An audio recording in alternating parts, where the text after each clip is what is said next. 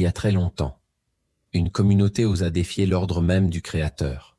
Ce n'était pas une simple désobéissance. C'était une révolte organisée, une tentative audacieuse d'échapper à la loi divine grâce à des tours, des mensonges et des ruses diaboliques. Mais que se passe-t-il quand on défie Dieu? Quelles sont les conséquences de ces actes? Et surtout, est-ce que cela ne pourrait pas nous arriver à nous aussi? Aujourd'hui, je vous emmène dans une histoire ancienne, mais qui résonne plus que jamais.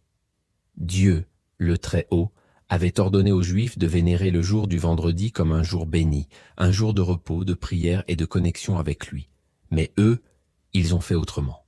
Comme c'est leur habitude, ils ont voulu imposer leur propre volonté.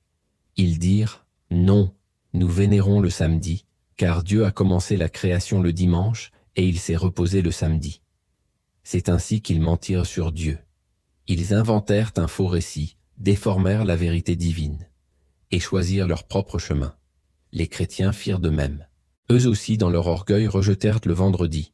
Ils préférèrent le dimanche sous prétexte que c'était le premier jour de la création. Ils suivirent les traces des Juifs, non pas par foi, mais par entêtement. Et Dieu dit alors, « Soit, que chacun garde ce qu'il a choisi, mais sachez que vous en porterez les fardeaux. » Le prophète Muhammad, que la paix soit sur lui, a dit, « Nous sommes les derniers, mais les premiers le jour de la résurrection. Les autres nations ont reçu leur livre avant nous, puis Dieu nous a guidés vers son vrai jour, le vendredi. Et maintenant, les gens nous suivent. Les Juifs viendront demain, les chrétiens après-demain. Voilà la preuve que la lumière véritable nous est venue, et ceux qui s'en sont détournés, Dieu les a laissés errer. Parmi ces Juifs, certains vivaient près de la mer. Et chaque samedi, jour sacré selon eux, quelque chose d'étrange se produisait. Dès que le samedi arrivait, les poissons affluaient en masse, sautaient hors de l'eau, presque comme s'ils étaient offerts. Ils restaient visibles, faciles à attraper, mais interdits. Puis, dès que le samedi était passé, tout disparaissait. Pas un poisson à l'horizon, jusqu'au prochain samedi. Mais ces gens-là ne pouvaient supporter la patience. Ils décidèrent de jouer avec la loi divine. Ils construisirent des bassins près de la mer. Quand le samedi venait, les poissons entraient dans ces bassins. Alors, ils fermaient les passages pour les empêcher de retourner à la mer. Et le dimanche, ils les sortaient tranquillement, en disant « On n'a rien fait le sabbat, c'est juste tombé là. » D'autres installèrent des filets le samedi, puis les ramassèrent le dimanche.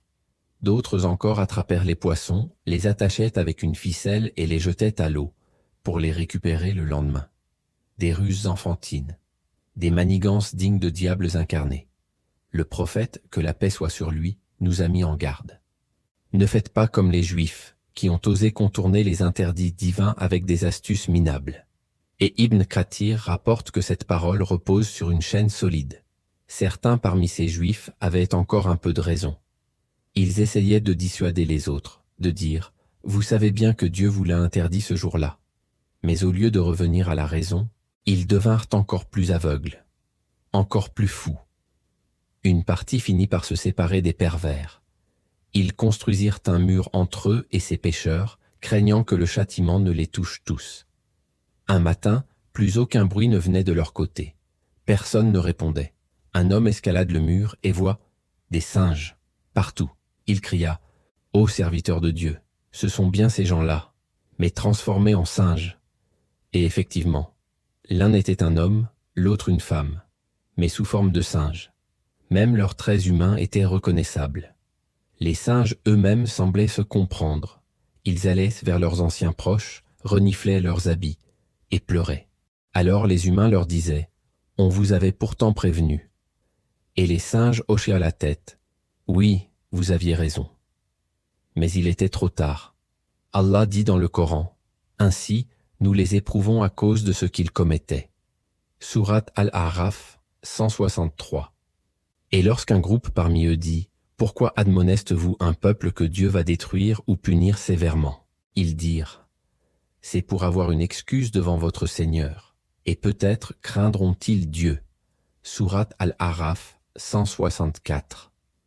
Puis, quand ils eurent oublié ce dont on les avait avertis, nous sauvâmes ceux qui interdisaient le mal et nous infligeâmes aux injustes un châtiment cruel à cause de leur transgression. Sourate Al-A'raf 165. Et lorsque dans leur arrogance ils violèrent ce qu'on leur avait interdit, nous leur dîmes, devenez des singes avilis. Sourate Al-A'raf 166 dit, dois-je vous annoncer une rétribution pire que celle-ci auprès de Dieu? Ceux que Dieu a maudits, sur qui il a envoyé sa colère, parmi lesquels il a fait des singes et des cochons, et qui ont adoré le tagut. Ceux-là sont les pires en position et les plus égarés du bon chemin. Sourate Al-Maïda 60. Cette histoire n'est pas seulement un conte ancien. Elle contient des leçons profondes pour nous tous. L'obligation de commander le bien et d'interdire le mal. Comme l'a dit le prophète, celui qui voit un mal et le change par la main, c'est le mieux. S'il ne peut, par la langue. S'il ne peut, par le cœur. Et c'est la foi la plus faible. Rapporté par Muslim. Celui qui avertit sans être écouté doit s'éloigner. Car Allah dit, quand un châtiment descend sur un peuple, il frappe aussi celui qui s'y trouve. Bukhari et Muslim. Dieu est patient, mais il ne néglige jamais. Son châtiment est terrible, son regard est constant. N'ayez pas honte devant les hommes, mais honte devant celui qui vous voit toujours. Contourner les lois divines est un péché aggravé. C'est non seulement désobéir, mais c'est aussi insulter la majesté divine.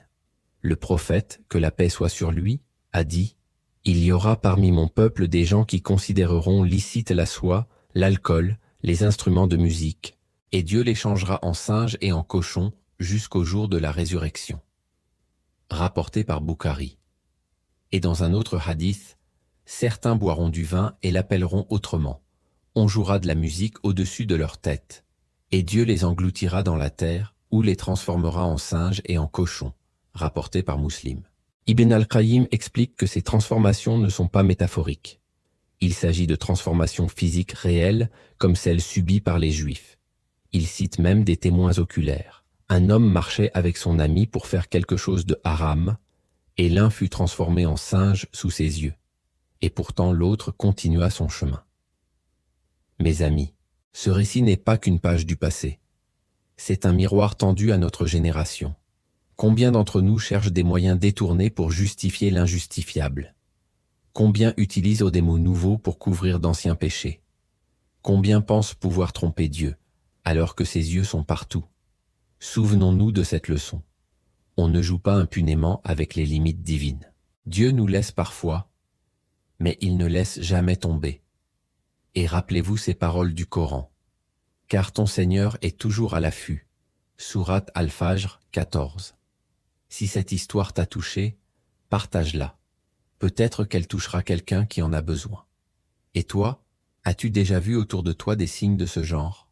As-tu remarqué des comportements qui ressemblent à ces descriptions? Dis-le en commentaire. Parce que comprendre hier, c'est se protéger aujourd'hui. Merci d'avoir regardé cette vidéo. N'oublie pas de t'abonner pour plus d'histoires profondes, de récits cachés et de leçons oubliées du Coran et de la Sunna.